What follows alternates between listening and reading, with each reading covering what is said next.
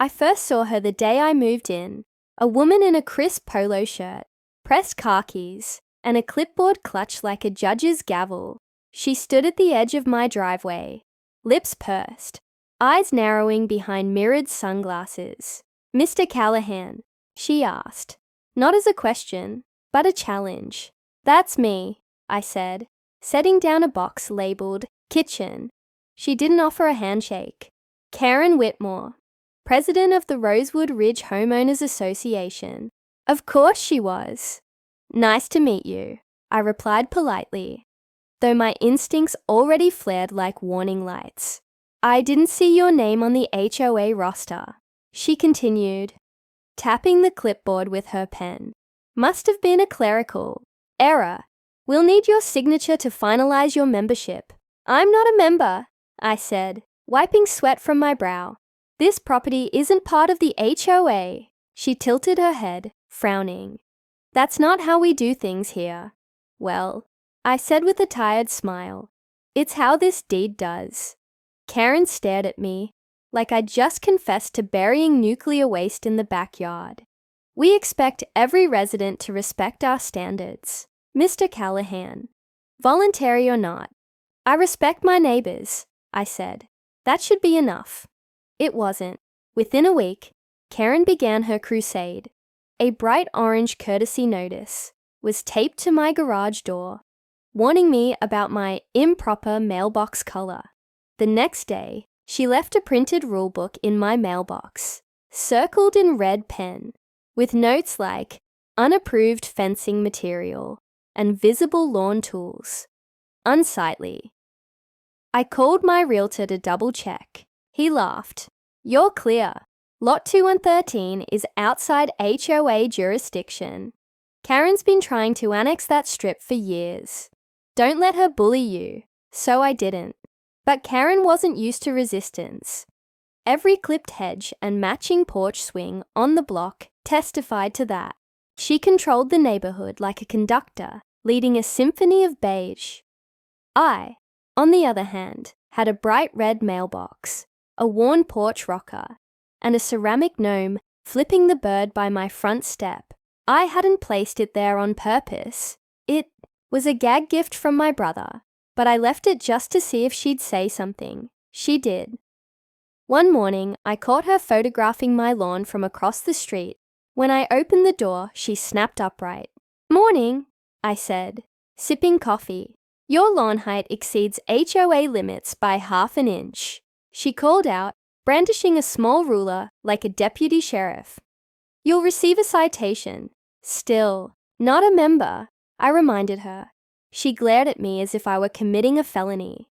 "The entire community suffers when one house doesn't comply."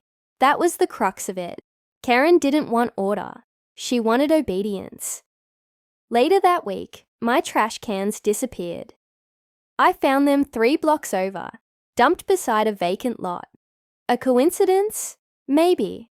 But the notice of violation, taped to my front door, that same day, wasn't. My patience cracked when she left a fake fine in my mailbox. $200 for aesthetic disruption. The paper bore the HOA seal, but no legal identification. My son Daniel, a detective with the county sheriff's department, reviewed it when I showed him over dinner. "This isn't just petty," he said, frowning. "It's fraudulent." "I don't want trouble," I replied. "She's banking on that," Daniel said. "Bullies usually do." Still, I tried to stay civil. I put up a lattice fence to block her line of sight. I trimmed the lawn religiously. I even moved the gnome. But when I caught her leaning over the fence, taking photos of my backyard, I finally lost it. "You've got no authority here," I said. "Stay on your side." Karen recoiled, feigning shock. "You're unstable. I may need to involve the authorities." That was her last warning, her passive threat to up the ante. I stood my ground. "You do that." She narrowed her eyes and turned on her heel, and I knew next time she wouldn't bluff. What I didn't know was how far she'd go. and how sweet it would feel when my son came back, not for dinner, but for justice. The call came at 6:42 a.m. on a Tuesday. I was standing barefoot in the kitchen, halfway through pouring my first cup of coffee, when my phone lit up with an unknown number. "Is this Mr. Callahan?" A male voice asked. "Who's asking?" "This is Officer Reyes with the Rosewood Police Department. We received a report of suspicious activity at your residence. I'm on scene now." My mug froze midair. Suspicious activity? There was a complaint of unauthorized construction and possible code violations. We were told you were erecting a shed without permits. I exhaled sharply. "Let me guess. Karen Whitmore." The officer hesitated. The caller did identify herself as the HOA president. I laughed bitterly. "I'm not part of the HOA. That lands outside their jurisdiction. I understand. I'd still appreciate if you could come outside. We'll take a look together, just for the record." And there she was, Karen, arms folded across her chest, standing like a warden at a prison yard. 2 uniformed officers flanked her, clearly less amused than she was. I walked them around back to the so-called unauthorized construction, a prefabricated garden shed, barely 8 feet wide, sitting on cinder blocks. Reyes looked it over, unimpressed. "Do you have a permit?" "I checked with the county," I said. "No permit required for structures under 120 square feet." He nodded, then turned to Karen. "He's right. No infraction here." Karen's lips tightened. "It's not about county codes. It's about neighborhood standards." "With respect, ma'am," Officer Reyes said, already turning to leave. "We enforce the law, not the HOA's preferences." Karen's composure cracked, just slightly, like a hairline, fracture in fine china, but she recovered fast. "Fine. If no one will uphold the rules, I'll take it up with the HOA board." "Good luck with that," I said. "There's no board jurisdiction on my land." But I'd underestimated how deep her need for control went. 2 days later, I received a letter in a faux legal envelope with the words HOA Legal Counsel stamped across the front. Inside was a cease and desist order claiming I was endangering the neighborhood aesthetic, signed by a compliance officer, who turned out to be her husband. I called Daniel again. "She's crossing into harassment now," he said. "If she impersonates legal authority again, I'll open a case. Won't that look like I'm sicking my cop son on her?" I asked. "You're not. You're protecting yourself. There's a line between civic enforcement and personal obsession. She's..." 10 steps past it, Karen didn't stop. Flyers began appearing around the neighborhood, claiming I was bringing down property values. One afternoon, my mail was mysteriously opened and dumped across the lawn. Still, I said nothing. I knew Karen wanted a reaction, to provoke me into doing something rash so she could play the victim. Then came the lawn spray. I returned home one evening to find a strange white powder scattered across my front yard. At first, I thought it was fertilizer, but the next morning my grass had browned in patches, shriveled at the roots. I checked the porch camera. At 3:18 a.m., a figure in a hoodie crept across the lawn with a bag under her arm. She moved like a burglar, but the way she adjusted her stance, the slight limp, was unmistakable. It was Karen. This wasn't passive-aggressive anymore. This was calculated sabotage. I sent the footage to Daniel. An hour later, he called. "I'm filing a report," he said. "And this time I'm bringing the badge." "But won't that..." "No, this isn't about revenge," he said. "It's about restraint finally meeting consequences." I nodded silently, watching my lawn rot under the morning sun. My patience had been tilled and turned, burned out like the soil beneath my feet. The gloves were off. Saturday morning broke quiet and cold. A fine mist clung to the neighborhood, like a secret waiting to be told.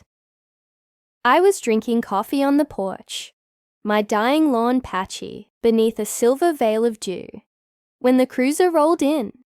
It wasn't flashy. No lights, no sirens, just a plain county vehicle, slow and deliberate, like a judge entering a courtroom. Daniel stepped out, dressed not in jeans and a hoodie, but in full uniform, badge gleaming, sidearm holstered, clipboard in hand. His partner, Officer Griggs, followed close behind. I didn't wave. I didn't need to. Karen was already watching. She stood across the street on her perfectly edged lawn, coffee mug perched like a trophy in her hand. When she saw Daniel, her eyes narrowed. But I saw the twitch in her jaw. She recognized him. She remembered our dinner conversations, our porch laughs, the casual mention of, "My son's in law enforcement." She just never thought it would matter. Karen crossed the street, her footsteps sharp.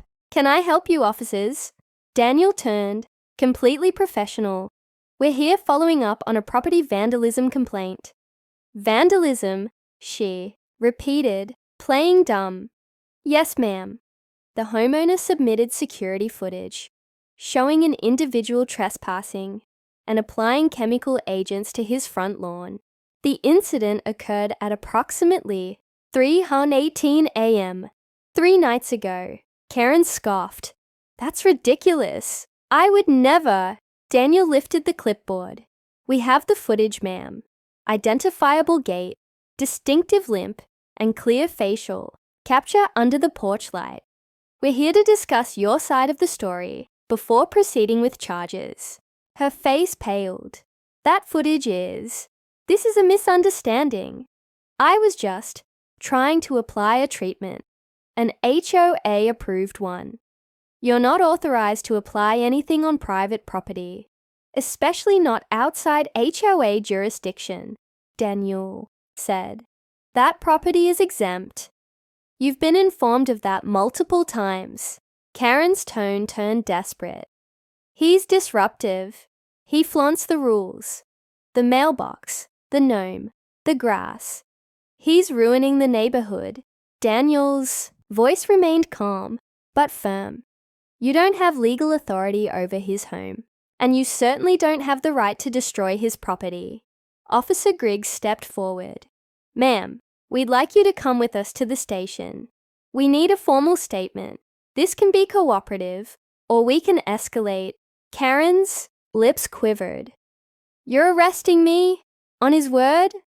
"On evidence," Daniel said, then added, "And yes, you are being detained." She took a step back. "You're his son. This is personal." "No, ma'am, it's professional," he replied. Then, without hesitation, he turned her around. "Karen Whitmore, you are being detained on suspicion of trespassing, vandalism, and harassment. You have the right to remain silent." The neighborhood went still. Porch blinds shifted. A dog barked and was quickly hushed. Mr. Henley, 2 doors down, paused mid-leaf blower and pulled out his phone. Karen flailed as Griggs took her other arm. "You people don't understand. This is my neighborhood." Daniel gave her a tight nod. "That's the problem." They walked her to the cruiser, calm and methodical. The door clicked shut behind her like a chapter closing. I stood silently, coffee cooling in my hand. Daniel approached me with a look that blended duty and quiet satisfaction. "She'll be processed. We'll push for mediation and maybe a restraining order if the harassment continues," he said. "You okay?" "Yeah," I said after a breath. Not how I expected my Saturday to start, but maybe how it needed to. Daniel cracked a faint smile. "I warned you about suburbs with a power complex. Don't I know it?" I chuckled. "Thanks, son." "Any time, Dad." He turned and headed back to the car. As they pulled away, Karen sat stiff-backed in the back seat, her clipboard left behind on my lawn like a dropped sword. The war wasn't over, but the tide had turned, and everyone on the block knew it. The weeks after Karen's arrest were an awkward quiet. Her usual parade of petty complaints and surveillance had gone radio silent. For once, I didn't hear the sound of lawnmowers running, nor the usual whispers of discontent drifting from the HOA's covert enforcers. The neighborhood felt normal, almost peaceful. But peace is a fragile thing. I received the first official letter from the HOA board 3 days after Karen's detainment. The letterhead was formal, and the tone was cold. They had decided to take corrective action against me for the irregularities in my property. But as I read the text, the words lost meaning. In the margins of the paper, I saw it. The issue of the garden shed has been resolved in compliance with local law. They couldn't even threaten me with the HOA rules anymore. The rules were invalid, in my case, and Karen's antics had proven that beyond doubt. But then came the follow-up. The HOA planned a hearing. Of course, they had the goal to request one after their star agent, Karen, had been officially reprimanded for misconduct. And as expected, Karen herself didn't let things lie. She fired back with a claim against me, citing defamation, alleging that I had made her look incompetent in front of the community. The request was for punitive damages, a desperate grab for something resembling a win. I was done being passive. This time, I wasn't waiting for another act of petty vengeance. I reached out to my son, Daniel, and told him to prepare for an entirely different approach. The day of the HOA hearing, we showed up early. A thin crowd of mostly elderly residents gathered in the HOA building's stark meeting room. I recognized a few faces. Some of them had greeted me with forced smiles in the past, now subtly avoiding eye contact. I wondered how many had been co-opted by Karen's reign of control. As Karen entered, flanked by 2 lawyers with slick, polished smiles, she made sure to meet my eyes. There was no sign of regret, no hint of self-awareness. She was still fighting her imaginary war against me, playing the role of victim, even after everything had unfolded. But I wasn't about to let her spin her narrative. "Ladies and gentlemen of the HOA," I said, standing at the front of the room, "I think it's time we all acknowledge the truth. The truth about Karen Whitmore's abuse of power. The truth about her manipulation of this community." The room stilled. I continued, leaning on the podium. "When I moved here, I wanted nothing more than to be a good neighbor. I followed every rule. I lived my life quietly. But that wasn't enough for Karen. She weaponized her position to control, intimidate, and threaten anyone who didn't bow to her idea of proper. And when I dared to stand up to her, she turned my home into a battlefield." I paused, letting my words sink in. Karen sat there, eyes wide, lips trembling in indignation. I glanced at Daniel, who was sitting at the back of the room, in plain clothes, but visibly present. His hand brushed his badge, where it rested beneath his jacket. His presence alone was a reminder of what Karen had overlooked. Authority isn't something you can buy or bully into submission. "I'm not the only victim here," I continued. "This isn't just about me. Karen Whitmore has been harassing residents for years, using the HOA to manipulate the rules, to control the very air we breathe. We've all seen it, and we've all kept quiet, but no more." My words hung in the air like smoke. The room murmured, and a few people nodded slowly. Then I looked directly at Karen. "Do you have any defense?" I asked her, voice steady. Her lawyers began speaking in a low murmur, preparing their argument. But Karen raised her hand. She stood and cleared her throat. "This is absurd," she spat, her voice dripping with venom. "I've done nothing wrong. I'm just trying to protect the integrity of this neighborhood." You've all seen how things have declined under his carelessness. But it was too late. Her words couldn't reach the crowd anymore. They'd heard too much.